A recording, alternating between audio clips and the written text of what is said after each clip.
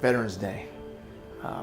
It's one of the proudest moments, I think, for a bunch of reasons. I think Veterans Day is probably one of those singular holidays that's unlike any other holiday. There's a reason why people commit to the armed services in the United States. There's a reason why they give up so much to do this.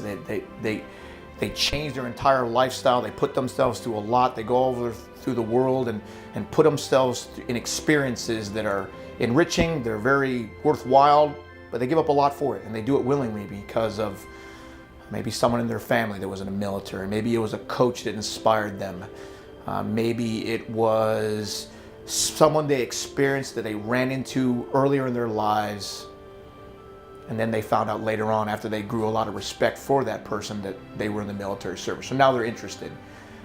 Marines, service members of all branches give up a lot to be in the armed services, especially today, especially after our 15, 16 years in combat.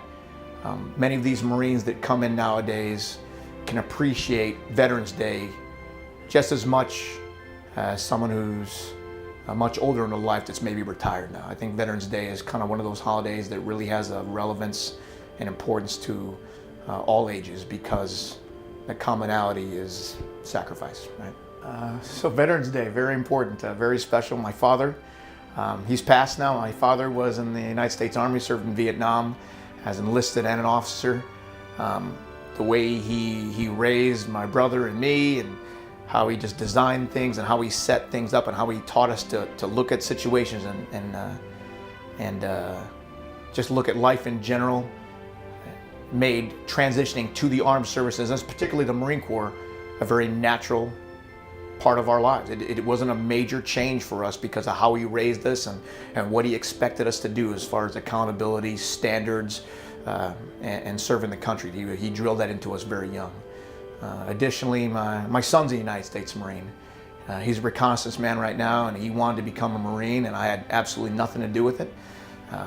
He wanted to do it on his own for all the right reasons, and I made sure it was for the right reasons, and he did that. And he continues to make me proud every day, and he serves as a Marine in the Marine Corps, active duty right now. And that's probably one of the proudest things, is because he chose to do it because of he wants to do his part for the country. He likes being part of an elite force in the Marine Corps. Yeah, so I'd like to just really appreciate my son and all the Marines that do that, right? The Marines that come in nowadays, most importantly, that resonates with all of us, Marines that serve today, they were very young. They remember when they served. When they came in the Marine Corps, they were products of being very young and growing up during the height of our wars, the Long War, and in their small hometown USA, family members were brought home in caskets. A lot of families were suffering. And these were our young Marines today were those younger Marines that were middle school, maybe some in high school, and saw that and saw the effects of it. In spite of all that, they decided to put their name on the line and stand on the footprints and become a Marine. And I think that just says an awful lot about their character and the strength of our country. So I'd like to recognize, all the Marines that are around today, particularly our retired Marines, right? Or particularly our retired Marines and our veterans. They serve and have given a lot of themselves, and now they've gone out and back into society and the rest of small town America to do great things. They're business owners, they're policemen, they're doctors, they're lawyers. They continue to serve. They served in the Corps, they served their country, and they're serving out in the public, and they do it now. And the best part is, some of them are just wildly successful. And then after you get past their success, you realize, oh, and they were a Marine, and they're a service member. I think that's pretty cool, and that's pretty special. I'd like to recognize all them.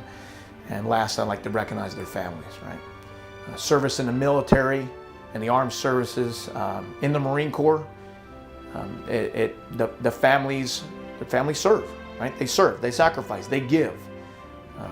And when they do that, whether it's in support, whether it's direct support, whether it's taking care of people, whether it's even just putting back that family member, that service member, putting them back together again after a long deployment, right? They do serve. They do serve. And they stand back